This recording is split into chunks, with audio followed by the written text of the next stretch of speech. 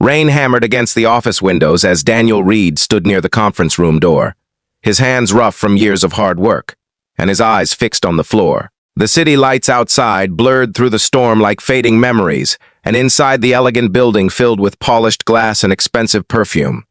He looked painfully out of place. His jacket was old, carefully repaired at the sleeves, and his shoes carried the dust of bus stations and sleepless mornings. Yet none of that hurt him as much as the words that had just pierced the room. "Why won't you look at me?" the boss had asked. Daniel lowered his eyes even further and answered with the truth he had carried like a wound for years. "I'm a poor single dad." The room fell silent. Before we continue this emotional journey, take a moment to like, comment, share, and subscribe to the channel if you believe kindness, second chances, and compassion still matter in this world. Your support helps stories like this reach more hearts. Daniel Reed had never imagined that life would reduce him to fearing eye contact. There was a time when he had laughed loudly and walked confidently. 10 years earlier, he had been a hopeful young man with simple dreams, working construction during the day and studying accounting at night. He had fallen in love with a woman named Emily, whose smile once made hard days feel lighter. Together, they dreamed of a small home, weekend picnics, and a future built not on wealth but on loyalty. But dreams are fragile when life becomes cruel. Emily passed away shortly after giving birth to their daughter, Lily. The hospital room where Daniel first held his child became the same room where he said goodbye to the woman he loved. One heartbeat entered his life while another disappeared forever. The joy and grief collided inside him so violently that for months he could barely tell one emotion from the other. Many people promised support. Most disappeared. Daniel became both mother and father overnight. Raising Lily alone was not noble or beautiful, the way movies often portrayed it.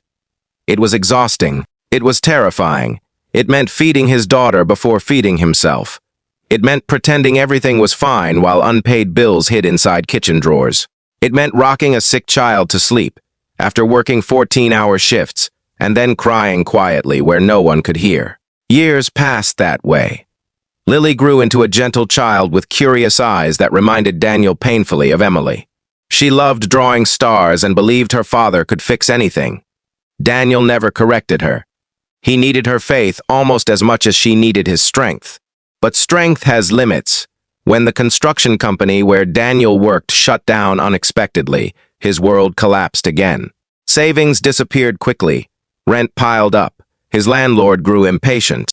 Daniel searched endlessly for work, accepting temporary labor wherever he could find it. He carried furniture, unloaded trucks, cleaned warehouses, and repaired broken fences for strangers. Still, it was never enough.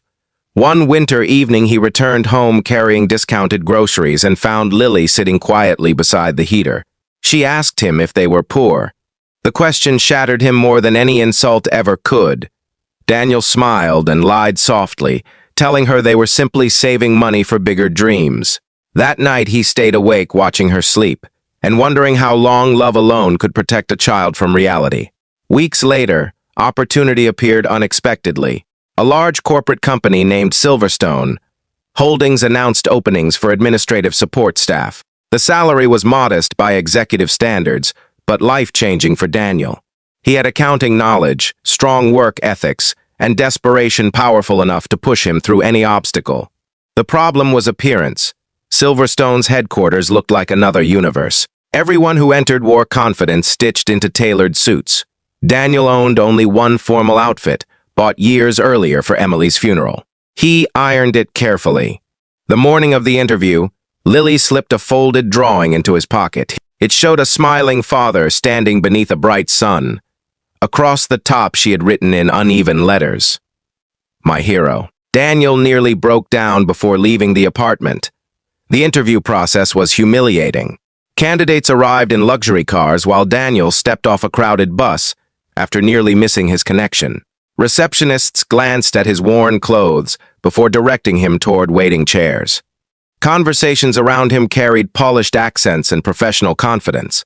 He felt invisible and exposed at the same time. Then something unexpected happened. One candidate spilled coffee near the lobby desk. While others avoided the mess, Daniel quietly helped clean it. An older receptionist thanked him with genuine warmth. Her name was Martha. She noticed his nervousness and asked about his family. Daniel hesitated, but eventually mentioned Lily. Martha's expression softened. She told him that kindness mattered more than appearances, though Daniel suspected the corporate world rarely agreed. Against all expectations, he passed the first interview, then the second. Finally, he received temporary employment at Silverstone Holdings. The position placed him under the supervision of Victoria Hale, one of the company's senior executives. Victoria had a reputation that traveled through hallways before she did. Brilliant, demanding, unapproachable. Employees respected her but feared disappointing her. Daniel feared something else. Being judged. From his first day, he avoided unnecessary attention. He worked quietly, completed assignments carefully, and never joined office gossip. He kept his lunch simple and hidden because embarrassment had become instinct. While coworkers discussed resorts and investments, Daniel worried about school shoes and electricity bills. Victoria noticed. She observed everything. She noticed how Daniel arrived early and stayed late. She noticed how he declined expensive lunches and reused old notebooks. Most of all, she noticed he rarely looked directly at anyone, especially her. At first, she interpreted it as indifference or discomfort. Then curiosity replaced irritation. One evening, most employees had already gone home when Victoria found Daniel alone organizing financial files. She asked him a question, why he never looked at her while speaking. Daniel froze. The office lights reflected against polished glass while rain tapped softly outside. For a long moment, he considered inventing an excuse, but exhaustion weakened pride. So he answered, honestly. He told her he was a poor single dad. He said people with money often looked at him differently once they understood his circumstances. Some pitied him. Others dismissed him. Eye contact had become dangerous because judgment usually arrived through eyes before words. Victoria stood motionless.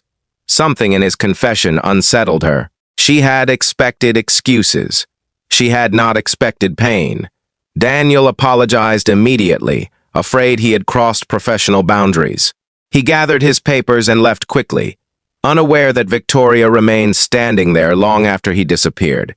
That night, she could not forget his face. Perhaps because beneath his embarrassment, she recognized something painfully familiar. Victoria herself had grown up poor. Few employees knew this truth. Her father had worked multiple jobs before.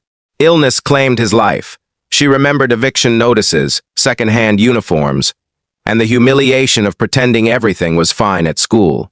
Success had buried those memories beneath years of ambition, but Daniel's words unearthed them. The following weeks brought change, not dramatic miracles, small things. Victoria began assigning Daniel more meaningful responsibilities. She discovered his accounting skills exceeded his current role. He solved reporting problems efficiently and demonstrated remarkable attention to detail. Yet Daniel remained cautious. He assumed professionalism motivated her support. Then Lily became ill. It started as fever. Soon doctors recommended specialized treatment and tests Daniel could barely afford. Hospital corridors reopened old wounds. He had never fully healed. He spent nights beside Lily's bed while calculating impossible expenses in his head. Work suffered. He arrived late. He looked exhausted. Rumors spread. Some coworkers assumed laziness. Others quietly mocked him. One afternoon, Daniel was summoned to Victoria's office. Fear tightened inside him. He expected termination. Instead, Victoria asked about Lily. Daniel struggled to explain. Pride fought desperation until emotion finally won. He admitted everything: the medical bills, the missed sleep, the terror of failing his daughter. Victoria listened silently. For the first time in years, Daniel felt heard instead of judged. The next morning, something extraordinary happened. Silverstone Holdings announced an employee emergency assistance program funded personally by executive leadership. Daniel qualified immediately. He stared at paperwork with trembling hands. Medical assistance, flexible scheduling, temporary financial relief. He could barely breathe. He tried thanking Victoria, but she simply reminded him that good employees deserved support. Daniel suspected there was more behind her kindness, but he did not ask. Months passed. Lily recovered slowly. Color returned to her cheeks. Laughter returned to their apartment. And Daniel changed too. Not because money solved everything, but because dignity began returning to his life. He started meeting people's eyes again. He spoke more confidently during meetings. His work earned recognition. Then came the company gala. Daniel planned to avoid it, but attendance was strongly encouraged. Martha convinced him to go. He borrowed a suit. The ballroom glowed with chandeliers and wealth, making him painfully aware of old insecurities. Yet when Victoria saw him, she smiled with quiet approval. During her speech, something unexpected occurred. She spoke not about profits or expansion, but about unseen struggles. She described resilience. She described parents carrying impossible burdens. Then, she invited one employee onto the stage. Daniel. Shock swept through the room. Victoria revealed that Daniel's financial recommendations had saved Silverstone significant losses, and that his dedication represented the values the company desperately needed. Applause erupted. Daniel stood frozen. For years he had hidden, convinced poverty defined him. Yet hundreds of people were now standing in recognition of his worth. Before the applause ended, Victoria said something that silenced the ballroom. She said courage often looks ordinary. Sometimes it looks like a tired father boarding buses before sunrise. Sometimes it looks like worn sleeves and sleepless nights. Sometimes greatness hides inside people the world refuses to notice. Daniel's eyes filled with tears. For the first time in many years, he looked directly at her. Not with shame, not with fear, but with gratitude. And in that moment, he understood something life had tried to teach him through every heartbreak. Being poor had never made him smaller. Only believing he deserved less had done that. Special request before we finish this story. Comment below and tell us where you are watching from, and share one act of kindness you have experienced or offered in your own life. Months later, Daniel received a permanent promotion in Silverstone's finance department. Their apartment remained modest, but warmth replaced fear. Lily continued drawing stars, though now she added brighter colors. One evening, she asked her father why he smiled more these days. Daniel looked at her drawing hanging above the table, the one calling him a hero. He realized survival had taught him endurance, but kindness had taught him healing. And perhaps that was the miracle he had waited for all along. If this story touched your heart, please like, comment, share, and subscribe to support the channel and help spread messages of hope and compassion. Someone out there may need this reminder today. The rain still visited the city, and difficult days still existed, but Daniel no longer lowered his eyes when speaking to people, because he had learned that dignity is not measured by bank accounts, expensive suits, or powerful titles. It lives inside quiet sacrifices, invisible battles, and love that refuses to surrender. And somewhere in a small apartment glowing with evening light, a single father finally looked at the world and at himself without shame.